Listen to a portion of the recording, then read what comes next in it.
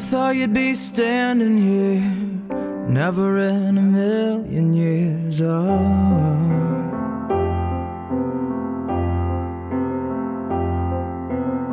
Well, is it comfort, is it fear? Draw a line and watch it disappear.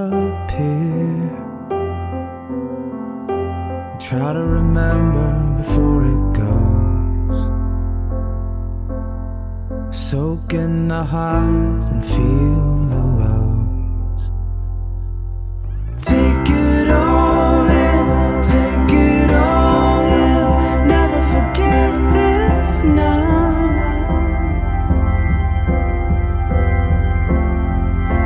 Take it all in, take it all in. This is what life's all about.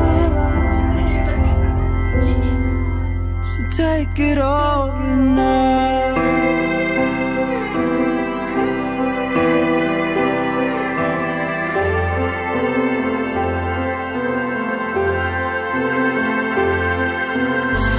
Walking with another blindfold on, through stories you might not touch again.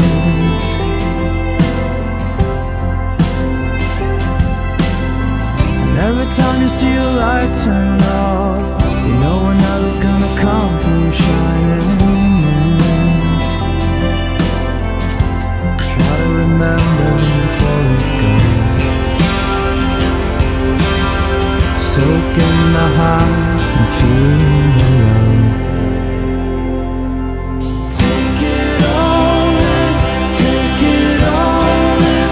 Never forget this now.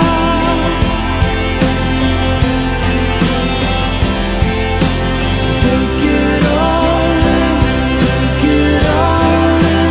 This is what life's all about. So take it all in now.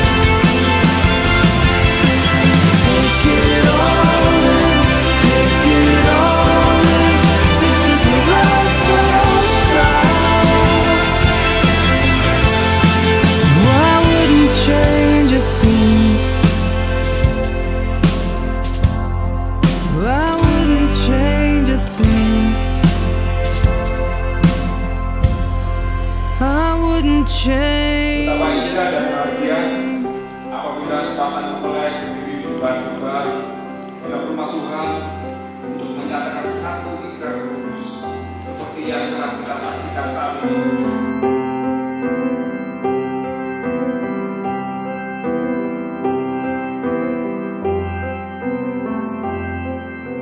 Di dalam Engkau Tuhan, di dalam kuasa kasih-Mu, semuanya menjadi baik dan menjadi baik sampai ke masa depan pun Engkau yang akan memeliharanya dan Engkau menjadikan baik.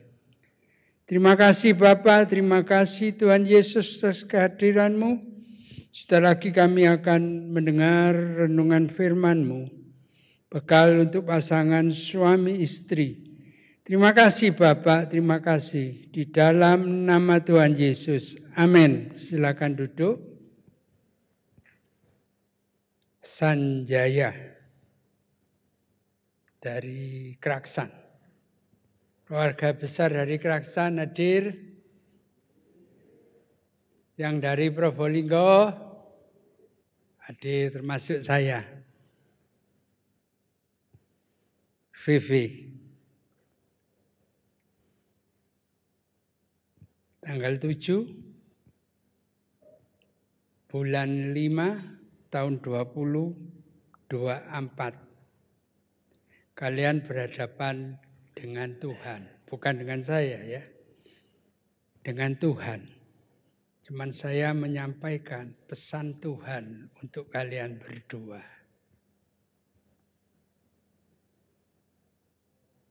Pegang firman Tuhan ini,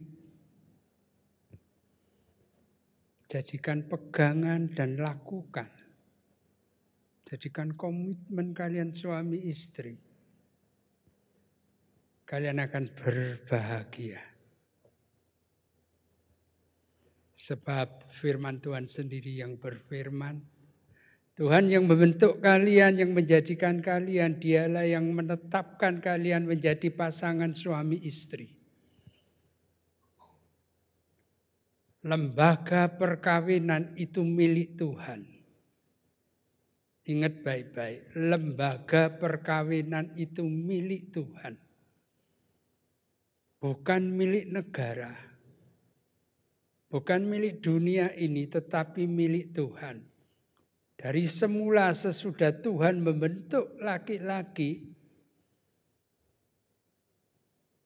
dan dia membentuk juga perempuan, lalu mereka dipernikahkan sendiri, diberkati sendiri oleh Tuhan. Sampai Tuhan pun sendiri yang menetapkan mereka untuk menguasai bumi dan beranak cucu. Lembaga perkawinan tertinggi itu adalah milik Tuhan. Tolong ada yang membacakan ya. Matius 18, 19, ayat 19, 20. Ini ayat indah sekali, ayat hafalan. Pasti sepasang mempelai ini, pasangan mempelai ini tahu ayat ini. Matius 18, 19, 20.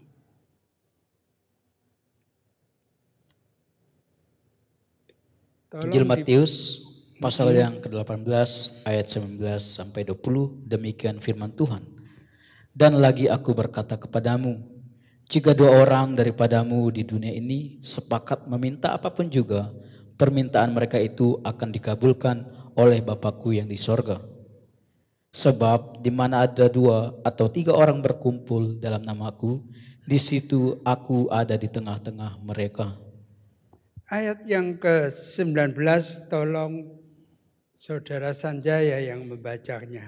Dan lagi aku berkata kepadamu, jika 2 orang daripadamu, jika 2 orang dari sekian banyak orang, terus jika 2 orang daripadamu di dunia ini sepakat, di dunia ini sepakat, terus sepakat meminta apapun juga, permintaan mereka itu akan dikabulkan oleh Bapakku yang ada di surga. Mintalah kepada Bapakmu yang di surga, yaitu Yesus Kristus, maka permintaanmu akan dikabulkan. Ayat 20 tolong Vivi yang baca. Sebab di mana 2 atau 3 orang. 2 atau 3 orang, sekalian kalian masih berdua. Sebentar lagi bertiga. Tapi kalau kalian bersekutu berdua, ada yang ketiga, yaitu Roh Kudus. Tapi firman Tuhan mengatakan berdua, sebentar lagi bertiga, terus berkumpul dalam namaku, di situ aku ada di tengah-tengah mereka. Berkumpul, jangan lupa. Berdoa bersama, berkumpul bersama-sama. Maka Tuhan ada di tengah-tengah mereka. Gak bisa berpisah satu di kamar satunya, satu di kamar satunya. Gak bisa. Berdoa suami istri itu harus selalu berkumpul bersama, bergandeng tangan. Sebagai kepala rumah tangga, sebagai imam dalam keluarga adalah suami. Suami meminta kepada Bapa di surga, maka Bapa akan mengabulkannya. Kalau sudah 2 sampai 3 orang telah memiliki turunan, anak, suami istri harus bergandengan tangan dengan sang anak. Berdoa sungguh-sungguh, Tuhan pasti hadir. Karena Tuhan hadir tidak akan terjadi pemisahan. Perselisihan seperti apapun juga mudah diselesaikan.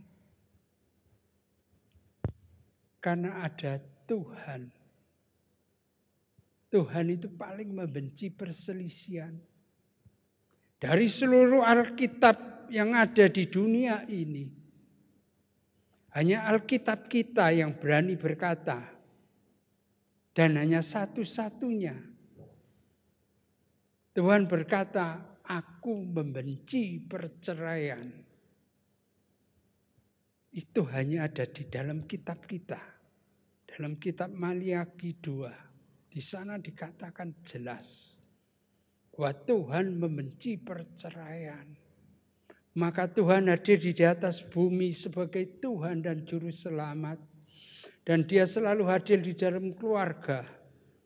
Kalau ada suami istri sepakat, berdoa sungguh-sungguh, Tuhan pasti hadir. Bahkan Bapak Surgawi akan mendengar dan menjawab doa-doamu. Kami masih muda, kami masih memulai rumah tangga. Apa yang bisa kami lakukan? Yang kamu lakukan berdua hanya firman Tuhan. Baca Alkitab, baca Alkitab. Firman Tuhan adalah Tuhan sendiri. Pada mulanya adalah firman.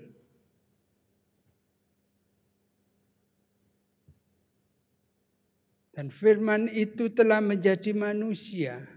Pada mulanya adalah Allah. Allah itu adalah firman. Dan firman itu telah menjadi manusia. Dan manusia itu bernama Yesus. Tuhan kita Yesus Kristus adalah firman Tuhan.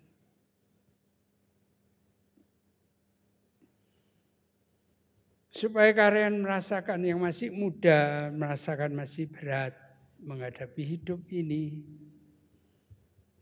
Dan kalian pasti bisa. Saya beli satu kisah perjalanan hidup seorang anak muda. Yang tertulis di dalam kitab 1 Samuel 13:14. Itu mengisahkan seorang putra mahkota, yaitu Jonathan. Pada waktu itu bapaknya Raja Saul, dia terjepit, tentaranya 600 tentaranya termasuk bapaknya terjepit, tidak berdaya lagi. Bersembunyi di balik pepohonan, di balik batu. Karena lawannya ada di atas bukit. Kalau mereka memperlihatkan diri mereka, mereka akan dipanah atau dilempari batu. Maka Saul dengan tentaranya bersembunyi. Mereka ketakutan. Itu sifatnya orang tua. Seperti saya ini juga. Menghadapi gelombang kehidupan hari-hari ini. Yang begitu cepat sekali, bisnis ini perubahannya cepat sekali, persaingan ini cepat sekali. Rasanya kalau orang-orang tua pasrah, menantikan rezeki, menantikan orang yang datang untuk membeli. Tetapi pikiran anak muda sekarang beda. Boleh di depan ada Alfa, di sebelah kanan ada Indomaret, boleh. Mereka melayani dengan cara pelayanan seperti apa? Anak muda sekarang bisa juga melakukan itu. Dengan toko yang dia miliki, kesederhanaannya itu, pelayanannya. Beda dengan Indomaret. Indomaret konsumen datang pilih-pilih sendiri sesukanya sendiri. Anak muda sekarang tidak mau. Konsumen datang diberi senyuman. Lalu diberi petunjuk apa yang dibutuhkannya. Konsumen memilih. Anak muda sekarang bisa berkata, ada yang lebih baik, ada yang lebih murah, bisa bersaing. Itu pikiran anak muda. Kalau pikirannya orang sudah tua, biyen iku yo ngene. Sik gorong ana Indomaret, durung ana Alfa, ngene. Ono mereka itu padahal barangnya gak murah loh, murah di genku, tapi kok konsumen kok kesana, pembeli kok kesana. Orang tua itu banyak curiga. Pembeli datang tidak diberi senyuman, diberi pandangan, kemana dia berjalan, kemana dia ambil barang. Pandangan curiga. Tapi anak muda sekarang beda. Konsumen datang diberi senyuman.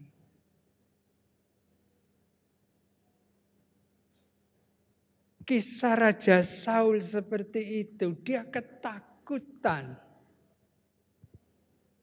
Putus asa. Tentaranya diperingatkan, jangan meninggalkan tempat, barang siapa yang meninggalkan tempat akan dihukum mati.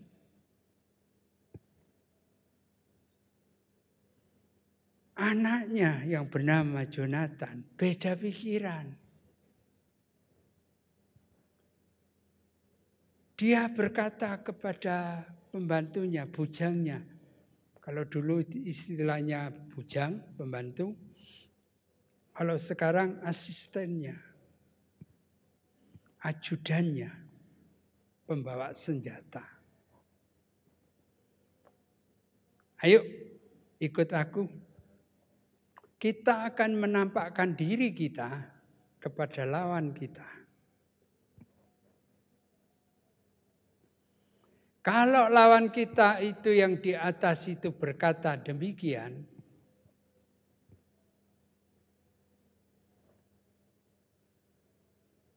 naiklah ke atas.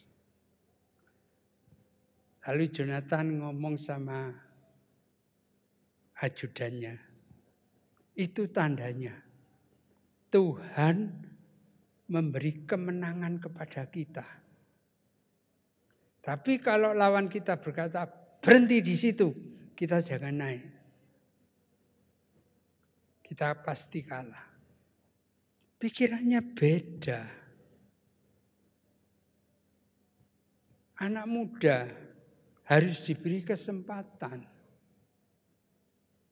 membuka wawasan sendiri,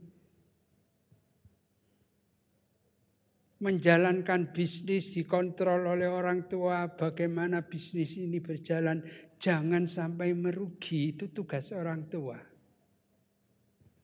Sistemnya biarlah anak muda yang berjalan.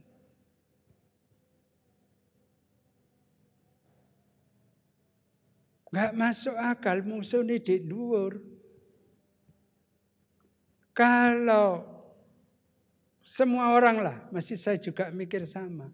Kalau aku naik ke atas, dipanah atau ditombak atau dilempari batu, selesai sudah. Cuman berdua lagi.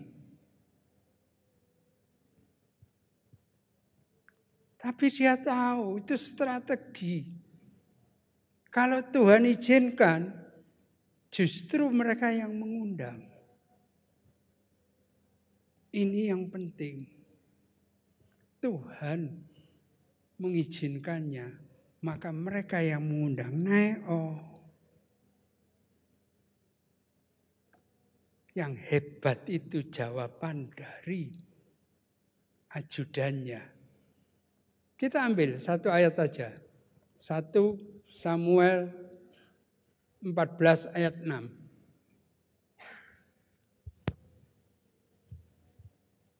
Tolong Pak. Ya. 1 Samuel 14 ayatnya ke-6. Berkatalah Yonatan kepada bujang pembawa senjata itu, mari kita menyeberang ke dekat pasukan pengawal orang-orang yang tidak bersunat ini. Mungkin Tuhan akan bertindak untuk kita, sebab bagi Tuhan tidak sukar untuk menolong, baik dengan banyak orang maupun dengan sedikit orang. Terus? Lalu jawab pembawa senjata itu kepadanya, lakukanlah niat hatimu itu, sungguh aku sepakat. Sungguh aku sepakat. Perhatikan. Kalau Tuhan yang turun tangan, Tuhan yang membuka jalan, modal kecil, modal besar, yang engkau jalankan, yang dijalankan itu semuanya sama. Yang kecil akan menjadi besar. Yang punya besar akan makin lebih besar. Sebab Tuhan ikut campur tangan. Itu baru membutuhkan kesepakatan. Semuanya itu harus sepakat. Kalian yang masih muda punya orang tua. Orang tua itu adalah penasehat yang bijaksana. Harus bersepakat dengan orang tua. Kalian suami istri sama. Punya pendidikan sama.